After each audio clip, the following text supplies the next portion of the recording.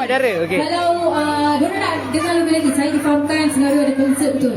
Mungkin untuk konsert akan datang, apa yang Sim boleh kongsikan sedikit kepada pengunjung-pengunjung di malam-malam ini, silakan. Baik, Alhamdulillah. Terima kasih juga tak tinggal kepada Salai Power Restaurant kerana menjemput. Saya mewakili abang-abang senario lain nak memberitahu tentang konsert senario junior yang ke-30 tahun yang akan diadakan di Idol Live pada 25 hari bulan April ni. Masih sempat lagi kumpul duit daripada sekarang. Boleh kumpul RM2 sehari. Okey, harga serendah tiket RM138 macam tu. Ini untuk menghimbau kembali budak-budak yang dulu budak-budak kecil sekarang dah jadi bapa orang. Jadi kuranglah. Saya lah. Kuranglah dia. Jadi bolehlah kumpulkan anak-anak, bawa kenalkan kami kepada anak-anak korang pula. Jadi dapatkan tiket, harga berbaloi dan insya-Allah 20 lagu kami akan dindangkan, lagu-lagu yang terdahulu.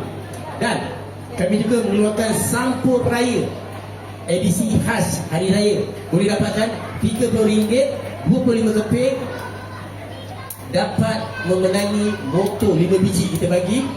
Dan juga kita akan bagi tiket konsert tu juga bagi mereka yang beli satu kotak saja RM30.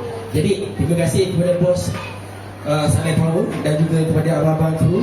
Saya mengundurkan diri. Saya terus akan persembahan kita kepada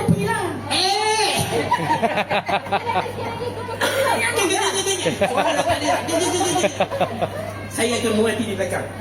Silap ni saya masuk. Okey, terima kasih kepada abang band kita. Khalifah ya. All friend, all friend. All friend. Oh, all friend, okey. Band jenazah. All friend. Dia macam indah. Macam indah. Tak kira sama ahli jenazah. Indah. Baik, tuan-tuan dan puan, saya undurkan diri. Wabillahi taufiq wal hidayah. Jangan tuduh saya sapi dan juga buat jenayah.